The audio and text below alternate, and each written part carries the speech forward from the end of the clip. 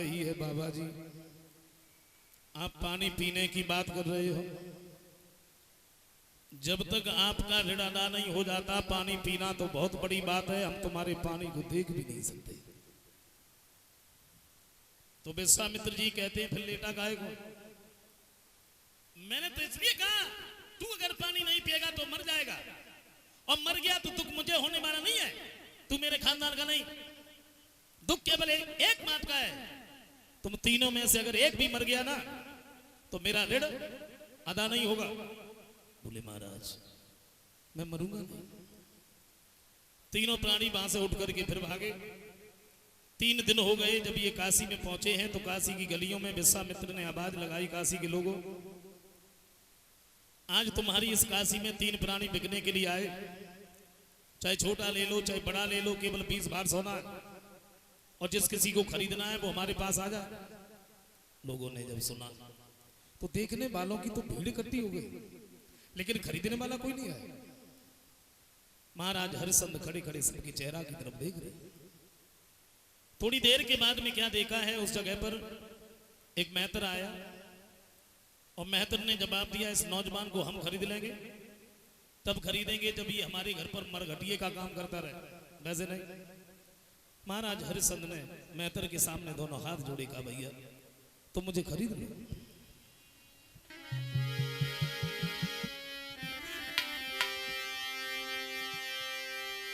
महाराज हरिश्चंद्र कहते हैं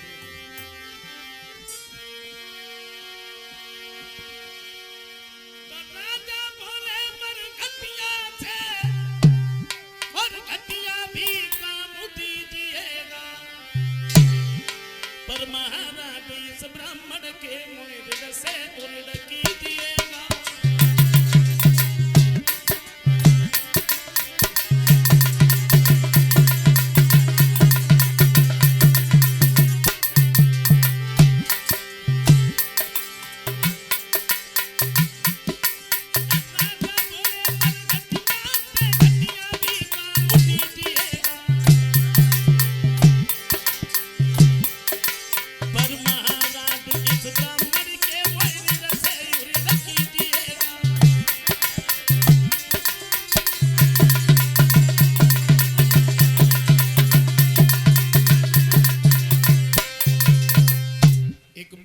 महाराज तुम्हारे पास में अगर मरघटिए से भी घटिया कोई काम हो तो तुम मुझे दे देना, लेकिन तुम मुझे खरीद लो।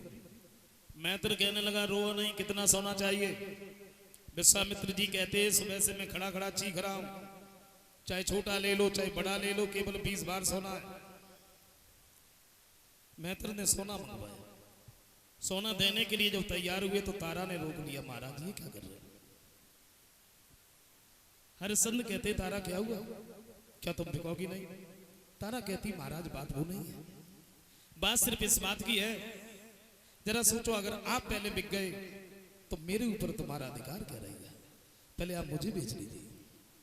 महाराज हरिश्चंद्र ने फिर से मेहतर के सामने हाथ जोड़े और जवाब दिया भैया थोड़ी देर रुक जाओ, उसके बाद हम तुम्हारे साथ चलेंगे।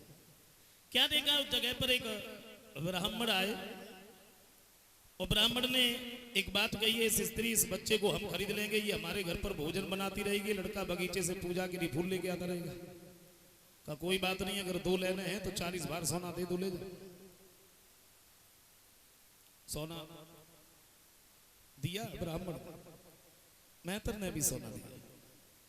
तो पहले तो तारा और रोहितास ये हरिश्चंद्र के पास खड़े थे, और जब सोना दिया है तो हरिश्चंद्र के पास से हट करके ये ब्राह्मण के पास खड़े हो गए। महाराज हरिश्चंद्र ने एक बात की, तारा माफ करना, प्राणी के ऊपर चाहे कितनी भी मुसीबत क्यों ना आ जाए, वो अपनी पत्नी को कभी नहीं बेचता, और मैंने तो सारी मर्यादा ही तोड़ दी। तुम जहां पर भी जाना अपने धर्म को नहीं छोड़ना। तीनों प्राणी जब एक दूसरे से जुदा हो रहे थे तो क्या बीत रही थी इनके दिल पर? मुड़ मुड़ करके देखते जाते हैं, लेकिन कर भी क्या सकते थे। तारा और रोहितास ये पहुंचे हैं ब्राह्मण के घर पर, महाराज हरिश्चंद्र मेहतर के घर पर, और मेहतर नजदीक आ गया। जवाब दिया हरिश्चंद्र जी महाराज तुम्हें मालूम होना चाहिए 20 बार सोना दे करके हम तुम्हें खरीद के लाए। जी महाराज और हमें यहां बिठाने के लिए नहीं लाए। बार बार हमारे काम बताने की आदत है नहीं, हम तुम्हें एक बार काम बताएंगे, तुम्हें पूरा करना होगा। कहिए महाराज अभी मुझे क्या करना है? बोलिए झाड़ू उठाओ, काशी की गलियां साफ करके आओ, और जब तुम गलियां साफ करके आओगे उसके बाद में तुम्हें भोजन दिया जाएगा। महाराज हरिश्चंद्र ने झाड़ू उठाया, एक काशी की गलियां साफ करने के लिए गए। एक समय वो था जो राज सिंहासन पर बैठा करते थे, हजारों नौकर इनकी चेहरा की तरफ देखते थे कि कब हमें हुक्म मिले। और आज समय वो है जो हाथ में झाड़ू है और काशी की गलियां साफ कर रहे हैं। समय को बदलते बिल्कुल देर नहीं लगती।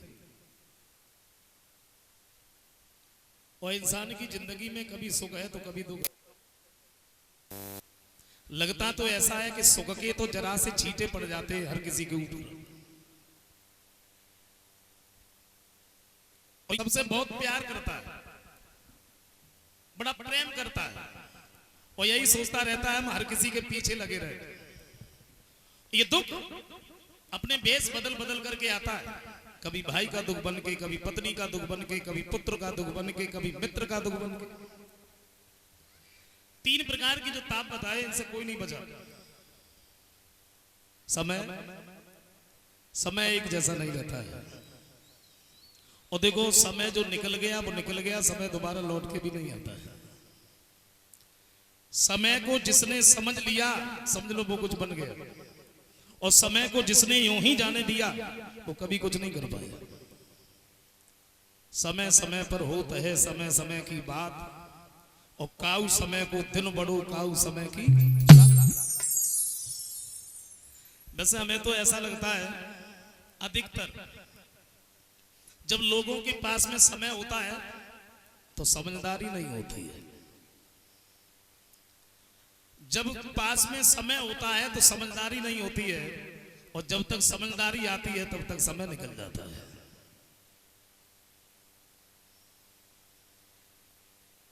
समय एक जैसा नहीं रहता, और समय के अनुसार ही चलना चाहिए, नहीं तो फिर गड़बड़ हो जाती है। मैं बताऊं, एक सेठ जी थे, और सेठ जी ने अपने गुरुजी के पास में फोन किया, बोले गुरुजी आ जाओ, बहुत सारे दिन हो गए आपके दर्शन नहीं हुए, बड़ी लालसा लगी। गुरुजी कहते बेटा जून का महीना है, उधर बड़ी गर्मियां पड़ रही,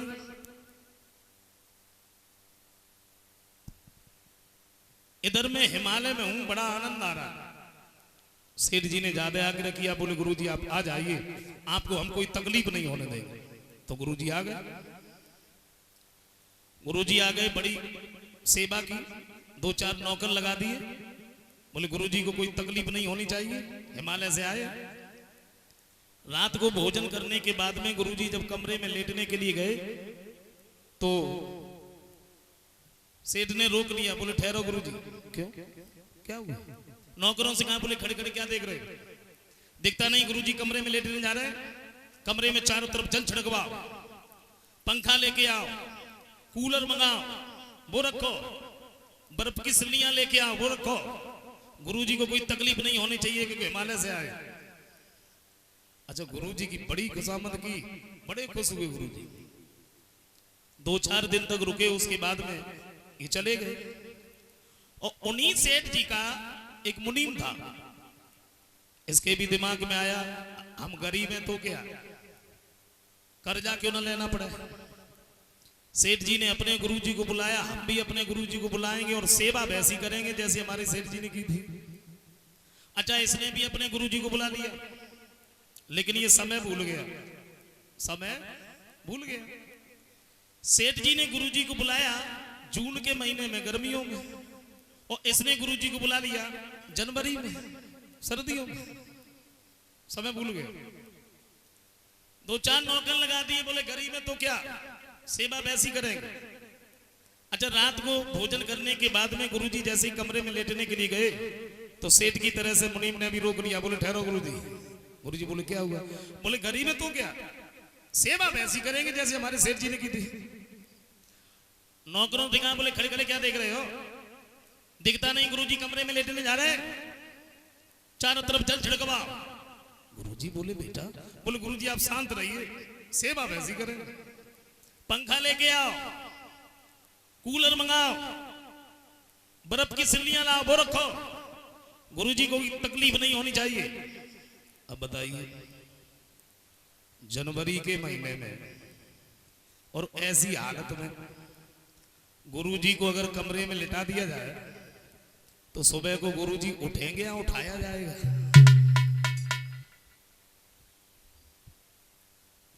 समय समय एक जैसा नहीं रहता है।